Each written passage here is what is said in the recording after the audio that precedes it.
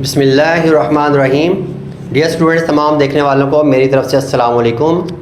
Dear students, आज हम सीखेंगे तोय और तोय का इस्तेमाल शुरू में, दरमियान में, एंड पर और अकेला। सबसे पहले हम इसकी शेप जो है उसको समझने की कोशिश करते हैं कि ख़ताती में और आम राइटिंग में इसको हम कैसे लिखेंगे। अब देखिए कि ख़ताती में जो तोय होता है वो इस तरीके से होता है कि अलिफ सीधा और उसके बाद थोड़ा सा तिरछा ला के फिर आप यहाँ पे इसको बनाते हैं तोय को, ठीक है। और आम ख़ताती के अंदर इस तरीके से लिखा जाता है और खुशखती के अंदर इसको अगर यूँ तिरछा करके बनाते हैं तो ये भी ठीक है। लेकिन मेरे नज़दीक क्या है कि अगर आप आम राइटिंग के अंदर, क्योंकि बच्चों को ज़रा दिक्कत होती है इसको बनाने में, तो आम राइटिंग के अंदर जो खुशखती है उसके अंदर आप अलिफ को सीधा बनाएंगे और स्मॉल लेटर जिस तरीके से आप स्मॉल लेटर बी लिखते हैं, ठीक है, इंग्लिश का बी लिखते हैं, वैसे ही आपने इसको बना के आपने नीचे वाला हिस्सा थोड़ा सा आगे निकाल देना है। तो ये जो तोय है ये ज़्यादा एलिजिबल है और बनाने में आसानी होती है। नंबर 2, अलिफ को जब भी आपने बनाना है तो ये सीधा बना के तो आपने इस तरह बीच में गैप नहीं रखना, ठीक है। बिल्कुल एंड पे आप लेके आएंगे, उसके बाद आप इसका सर बनाएंगे और थोड़ा सा इसका शोशा है ये वाला, ये थोड़ा सा आगे निकालेंगे। आप देखें कि अगर आप बच्चों को ये वाला बनवाते हैं या बच्चों आप खुद से बना रहे हैं तो छोटे बच्चे ख़ास तौर पे उनके लिए ये दिक्कत होती है कि जब आप ये वाला तिरछा बनवाते हैं तो बच्चे पहले ही अलिफ को तिरछा बनाते हैं, ठीक है, तिरछा बनाने की कोशिश करते हैं और इसको ख़राब कर देते हैं। तो इसलिए आपने ये वाला नहीं बनवाना, हमेशा आपने सीधा बनाना है अलिफ, उसके बाद आपने इसका बाकी वाला हिस्सा। अभी हम तोय को लिखते हैं अलिफ के साथ, दोनों लाइनों के दरमियान में। याद रखना है कि क्योंकि इसके अंदर तोय के अंदर अलिफ आ रहा है तो इसलिए हम अलिफ को दोनों लाइनों के दरमियान में रखेंगे और इस तरीके से बनाएंगे हम तोय को। तोय अलिफ ता, इधर से ही गुलाई करके अलिफ लेके जाए, दोनों अलिफ बराबर आने चाहिए। उसके बाद है अगर आप बे के साथ जोड़ते हैं तो लाइन से थोड़ा उठा के रखना है। तोय को जीम के साथ लिखते हैं तो आप और ऊंचा ले जाएं और जीम अपनी जगह पे आना चाहिए। फिर हम दाल के साथ लिखते हैं, फिर हम लाइन पे आ जाते हैं, जैसे कि मैं पिछली वीडियोस में बता चुका हूँ कि किन हरूफ में तोय लाइन पे आएगी, कहाँ पे दरमियान में आएगी, कहाँ पे लाइन से थोड़ी सी उठा के रखेंगे। तोय रेतर, तोय और सीन को लिखते हैं, तोय और स्वाद को लिखते हैं, तोय और तोय को लिखते हैं। यहीं पे आपने इसके जॉइंट को लंबा करके तो फिर तोय बनाया। तोय और ऐन, ये नीचे आके ऊपर की तरफ जाना है। ये देखें ये वी बन रहा है, यहाँ पे सीधी लाइन ट्रायंगल बनेगा, यहाँ पे ये देखें, और यहाँ से आप गोलाई कर देंगे। तोय और मीम को थोड़ा और ऊंचा ले जाएं।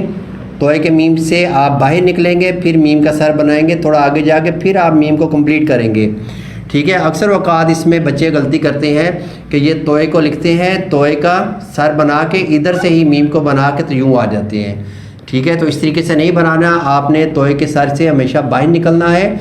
ये आगे जॉइंट बनेगा, फिर मीम बनेगा, ठीक है। हैन और मीम इस तरीके से लिख देंगे, ठीक है। अब देखिए कि हम तोय, अभी हम तोय को जोड़ते हैं फे के साथ। ये लाइन के करीब करीब रखेंगे लेकिन थोड़ा सा लाइन से उठा के रखेंगे। तोय फे, तोय और काफ, दो नुक्तिया, तोय और काफ कश वाला। तोय और लाम को लिखेंगे, दोनों लाइनों के दरमियान में चले जाएंगे। तोय और मीम मैं बता चुका हूँ। तोय और नून, तोय और वाव, फिर लाइन के करीब आ जाएंगे। तोय और हे। अब याद रखें कि जब एंड पे हे आती है, ये हाई हवस होती है, तो लाइन से ज़रा उठा के रखना है और यहाँ पे आपने मद को बनाना है। ये देखें ये तोय बनाया, अंदर से ही आपने इसको मद को बना देना है, ठीक है। उसके बाद आता है तोय बढ़िए ते। तोय और छोटी आय रह गई है, इसको हम ऊंचा करके बनाएंगे और यहीं से आपने ये तिरछी लाइन लेके आनी है और फिर यहाँ से गोलाई कर देनी है, ठीक है। तो ये तोय जब किसी लफ्ज़ के शुरू में आता है तो हम कैसे बनाएंगे। अब डियर स्टूडेंट्स, बड़ी इंपॉर्टेंट चीज़ है कि तोय के साथ आप पीछे कोई हरफ जोड़ते हैं तो फिर कैसे जोड़ेंगे। जिस तरीके से मैंने स्वाद का बताया था, इसी तरीके से तोय के साथ अगर आपने कोई हर्फ जोड़ना है तो आप ये जॉइंट को लंबा करके आपने हमेशा तोय को ऊपर से नीचे बनाना है। ठीक है, आप देखिए कि यहाँ पे मैं लिखता हूँ ख़त, लंबा किया इसके जॉइंट को और ऊपर से हमने तोय को बनाना शुरू करना है। इस तरह अगर आप डायरेक्ट बनाते हैं तो ये देखें, ये बीच में ये गलती हो जाती है और ये बुरा लगता है। और पूरी राइटिंग के अंदर अगर आप किसी भी हरफ को ओवर राइट करते हैं, बार बार उसके ऊपर लिखने की कोशिश करते हैं, अक्सर स्टूडेंट्स की मिस्टेक होती है कि अलिफ बनाएंगे, अलिफ को फिर दोबारा इस तरह ऊपर ओवर राइट करेंगे तो वो जो लिखाई है वो बहुत बुरी लगती है। कहीं इस पे हरूफ डार्क हो जाते हैं और कहीं पे लाइट रहते हैं, इसलिए एक जैसा फ़्लो आना चाहिए पूरी राइटिंग के अंदर। तो ये मैं बता रहा था कि काफ तोय क़त लिखना है तो ये जॉइंट को लंबा करके आपने हमेशा तोय को ऊपर से नीचे बनाना है, इस तरीके से बनाएंगे। अक्सर औकात बच्चे यूँ बनाते हैं, अलिफ को सीधा बना दिया, यहाँ पे पेन को उठा के यहाँ पे फिर बना देते हैं तोय को, तो ये भी तरीका गलत होगा। ठीक है, तो जो तरीका मैं बता रहा हूँ वो सबसे आसान है और इसमें खूबसूरती भी आती है। ठीक है, तो इस तरीके से आपने तोय के साथ मुख्तलिफ हरूफ को जोड़ना है। जैसे हम लिखते हैं हैन तोय अत और ये अतर, हमने अतर लिख दिया। इसी तरीके से हम यहाँ पे लिख देते हैं बतख, ये देखें तोय, तोय के सर से बाहर, फिर आपने खे को बनाया। इसी तरीके से आतफ, लतीफ़। तो मेन पॉइंट की आपको समझ आ गई है कि आपने तोय के साथ मुख्तलिफ हरूफ को जोड़ना कैसे है। ठीक है, वतन।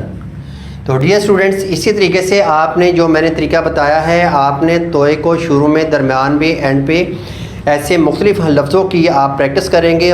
तो इंशाल्लाह नई वीडियो के साथ मैं दोबारा हाज़िर होऊंगा। इजाज़त चाहूँगा। अल्लाह हाफ़िज़, अस्सलामु अलैकुम।